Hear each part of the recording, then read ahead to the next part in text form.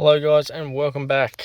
Today in this video we're going to be going over the car, my thoughts of it 16 months later. So back in January of 2020 I just moved over from Darwin to Townsville to be with my partner as we were getting married. Spent about 8 months or so over in Darwin, and by that stage I was 20 years old, and because I'd done enough time of driving on my P's in Darwin, I was eligible for my full license. So basically, a couple months before I left, I got my full license, and at the time I just had an FG XR6 Ute. Now the Ute was good for what I was doing. So yeah, the Ute was fine for, a P-plater. It was the ultimate P-plater's car. Like it's, every P-plater has that that car that, it's either a Falcon or a Commodore, every P-plater. So anyway, got my full license and I'm like, sweet, okay, cool. Now I can drive, turbos, V8s, the works. So I was pretty excited with that.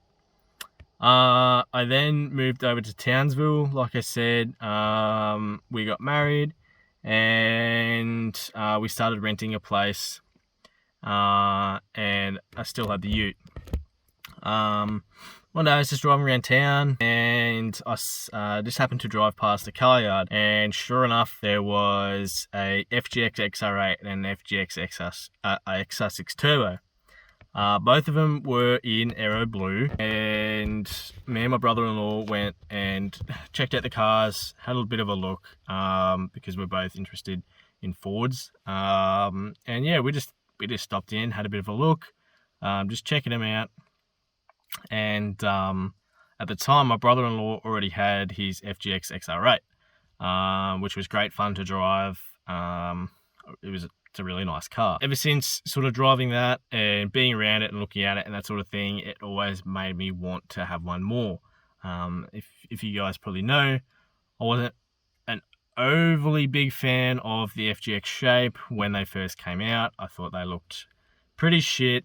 Just very European, Mustang looking, and I thought Ford was going in the wrong direction. Now, 16 months later, I'm absolutely head over heels with the car. If I was to buy another Ford again for some reason, I would have to buy an FGX. I couldn't go backwards. Mark II is probably about as far as I could go because I love the technology that's in the car. I like how the car's designed. I like the shape of the body. I like the interior. So anyway, I went up to, the lot owner of this car yard, and I asked him about the XR8, and he's like, oh no, sorry mate, it's just been sold. If you were here a couple of weeks earlier, you could have bought it. I'm shipping it down to some bloke in Victoria. I'm like, bugger. And basically I asked him, hey, look mate, what can you do on the XR6 Turbo? And back then, this is, before prices weren't ridiculous like they are now. So basically the car had 38,000 on it. And he's like, yeah, I think I'll be able to do 36 on the Falcon. And at that time, the car only had 98,000 Ks on it and was obviously completely stock. Yes, being an ex-cop car, and had the usual things, few scratches, the door card's a little bit bunged up, that sort of thing. Typical police car stuff. Being a Queensland car, it missed out on having the FPV wheels and the Brembos, the Brembo brake kit. Not a massive deal. Would have obviously been really nice to have, because could have sold the wheels, would have been quite a nice little profit on that. But also having the Brembo brakes, that's one thing I wouldn't have had to have done, which I'll have to do now in the future. But regardless, car was pretty clean. I was pretty excited to get the car. So I traded in my Ute And I got 13,000, 16,000, something like that for it. And what did I pay for the car? I paid back in when was it? I think it was 2018, 2019, 2018, I think. Must have been the end of 2018. I paid, I think it was 12 grand or something for the ute. Done 120,000 Ks or something on it. I sold it when I had 150,000 on it. So, yeah, hadn't done, did I? 160,000, I think, something like that anyway.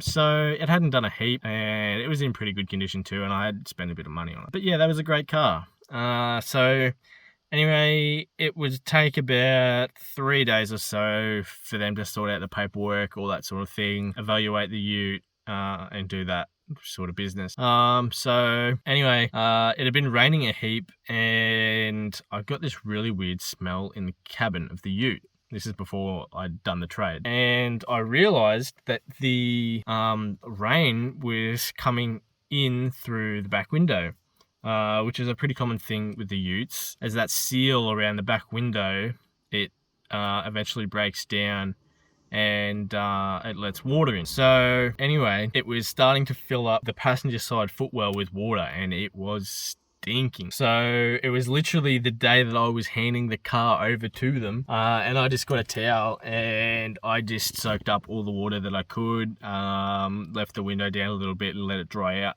Luckily enough, the sun was out that afternoon, and it had dried up the water, and I just sprayed a heap of car spray in it, and it was all right. They took the car. So yeah, it was lucky to sort of get rid of it, because yeah, it would have had to be, new back window seal sort of business.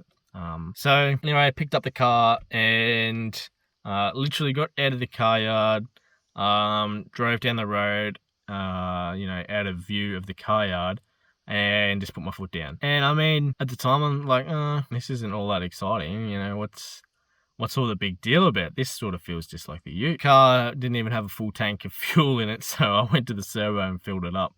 And sort of just drove around for a couple of hours, just getting used to the car and, making sure it drove fine and, looked over it, that sort of thing. And sure enough, it was all good. So yeah, anyway, bought the car home, and look, I was happy with it, and I instantly got on the computer and started Googling performance parts. So the first thing I did to the car was the intercooler piping, because I knew that was a problem, and I was going to be pushing a bit of power through it.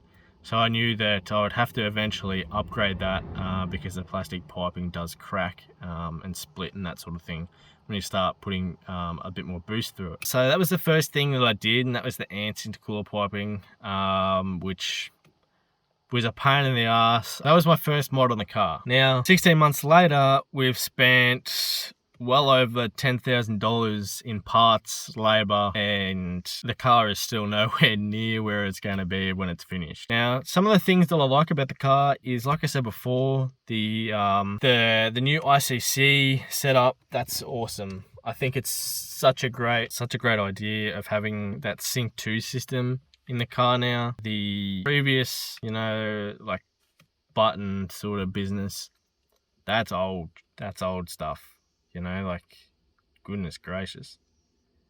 That's back in the olden days. I don't really like the color. I think the silver doesn't really work with the interior. That's the only thing. If it was a black, like the piano black that you get in like G6E, Mark IIs, that sort of thing, I think would be really nice and would set the car off a bit better interior wise.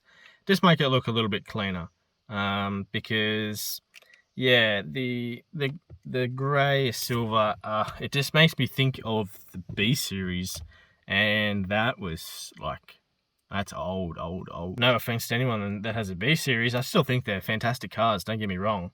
I'm just thinking that, yeah, that's just what it reminds me of. Look, the trim in like the door cards and like the dash and that sort of thing, I'm so glad that I went away from the stock one, because the stock stuff just looks shocking. Yeah, the sort of plasticky, just black and grey, it just looked poxy.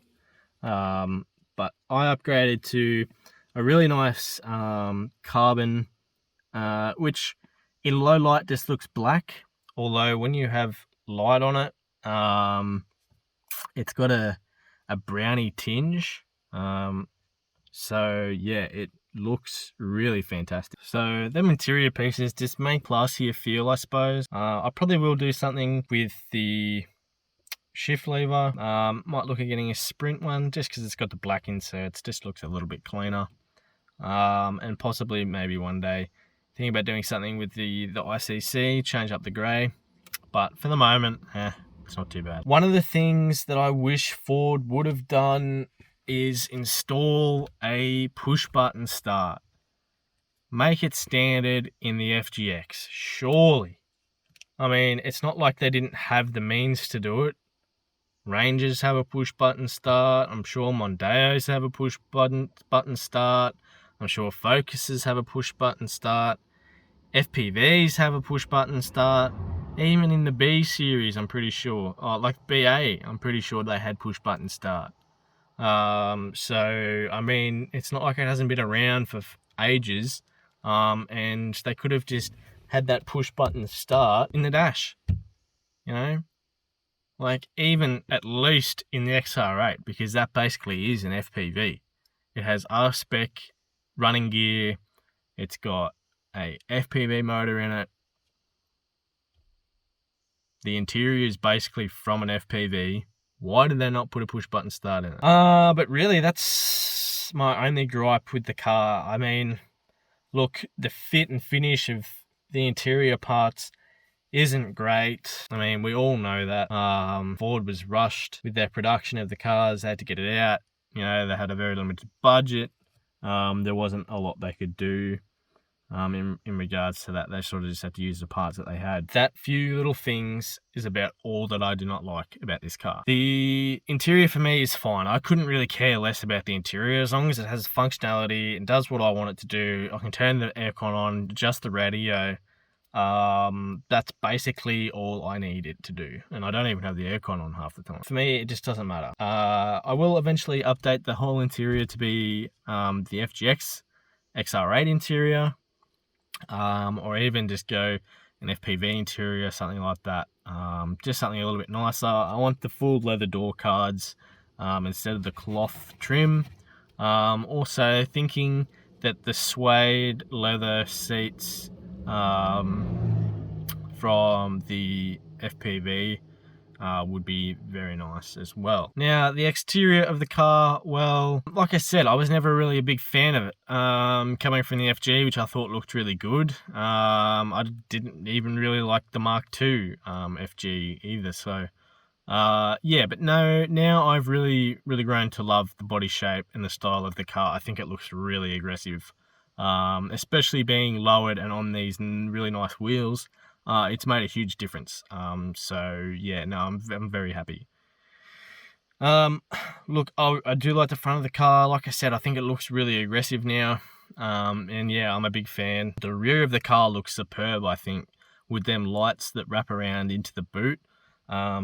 I think it just makes it look a little bit nicer. I really do. It just looks a bit more classy, a bit more upmarket than what it really is.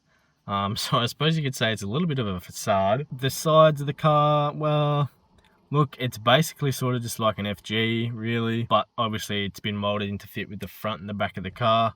So it's slightly different. But side skirts are virtually the same. So yeah, not much I can say about that. Now, a nice little touch is the mirrors aren't color-coded. They're actually a grey on the XR6 Turbo, which is nice. I think it really just offsets the color instead of being the same, which is boring. You know, it's just like the FG.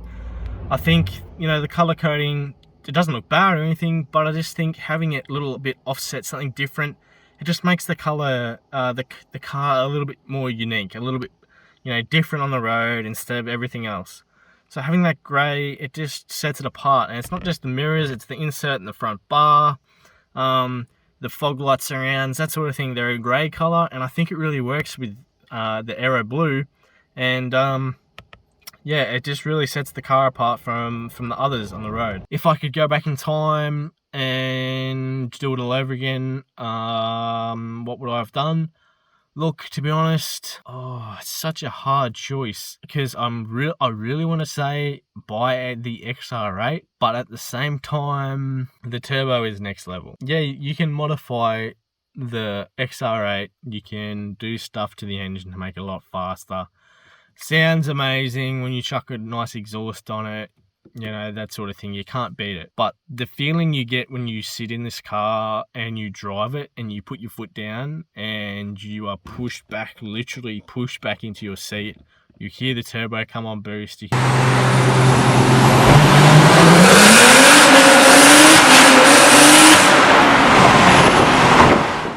can hear it spooling up.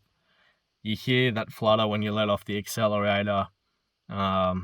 Yeah, it's a whole nother experience. It's a whole nother driving experience. Look, I think the car will stick around for a little while. It's not going to go anywhere. I'm very, very, very happy with the car. So yeah, that's my feelings on the car 16 months later. I suppose I've put on 40,000 Ks, 30,000 Ks since I had it. So yeah, it gets driven a little bit. It's still in great condition. Yeah, there's a few things that I will tidy up and fix up over time and clean up the interior, like my center console lid. It's a bit ratty looking now. The gear, the handbrake boot, you know, the gear shifter boot, that sort of thing. Just clean that up, make it a little bit nicer. You know, for a 5-year-old car, yeah, look, you really can't complain. So yeah, that's going to be the end of this one, guys. I hope you've enjoyed today's video. If you did, let me know in the comments below. Don't forget to like, comment, and subscribe if you're new. And I'll see you all at the next one.